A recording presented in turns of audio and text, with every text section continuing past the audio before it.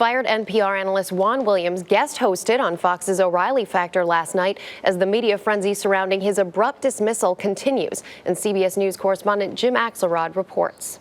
Hi, I'm Juan Williams. Just 2 days after being fired from NPR over comments made on Fox about Muslim airline passengers, I get worried. I get nervous. Juan Williams defended his views on the O'Reilly Factor, his first appearance after inking a 3-year deal worth nearly $2 million with the cable network. That somehow I can't do my job. I can't be an analyst because I have been forthcoming. NPR's decision to fire Williams has sparked a media frenzy, but his firing as an NPR news analyst is drawing criticism from unusual places. The firing of Juan was a total mistake and sends the wrong message. And NPR, get yourself together. NPR is now managing a public relations nightmare, especially after its CEO publicly criticized Juan Williams. His feelings that he expressed on Fox News are really between him and his, psychiatrist or his publicist or take your pick. Republican South Carolina Senator Jim DeMint said he would introduce legislation to end federal funding for public broadcasters like NPR,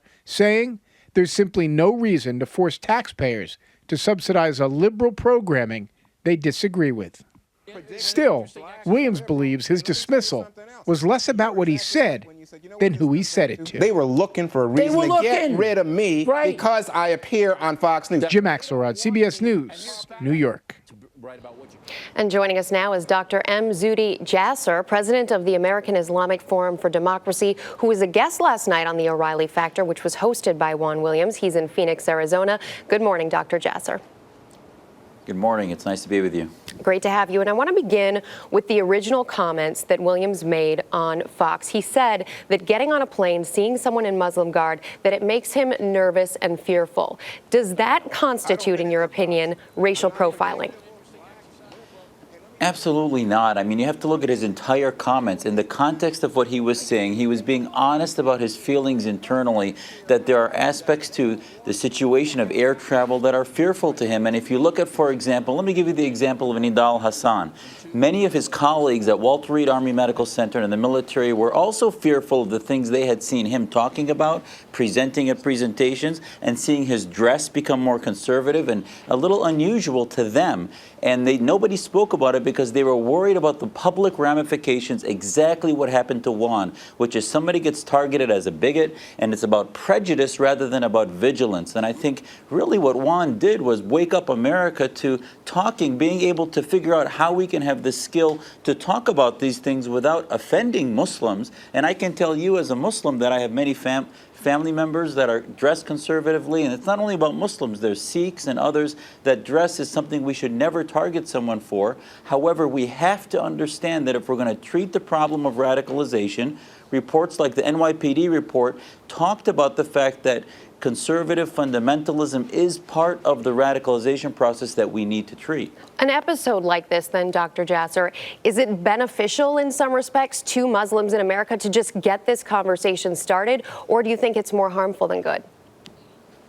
I can't tell you how beneficial it is because it's when you're treating a disease, it's like a 12-step process. We haven't even gotten down past the first step, which is denial. And these organizations that claim to represent us, like the Council on American Islamic Relations, that really initiated this firestorm. Juan wasn't fired on the night he made the comments or an hour later when it was said. He was fired 2 days later, hours after CARE released their press release saying he should have professional consequences.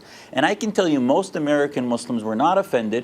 Most American Muslims realize that these groups are soaking up the bandwidth of American attention with obfuscation, with denial, with deflections. But most of us want to address the problems of reform, want to separate mosque and state, and have the conversation to tell America that we want to lead the fight against radical Islam and not just be victim mongers. So your view would be that most American Muslims would then disagree with the stance taken by the Council on American Islamic Relations, which has come out and attacked Williams for his comments.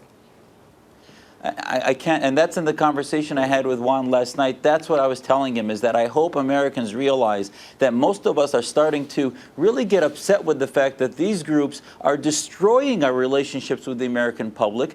Americans are looking upon us not as part of the solution, but really part of the problem, and that maybe the fear he was starting to talk about was it would only go away when Americans see groups like our organization, and we have an American Islamic Leadership Coalition of other organizations that are really focused on national security, the U.S. Constitution, and diversity within our faith, and that we're not just about demanding rights, but we know we have a responsibility to solve this Muslim problem. Thank you for being with us, Dr. Jasser. We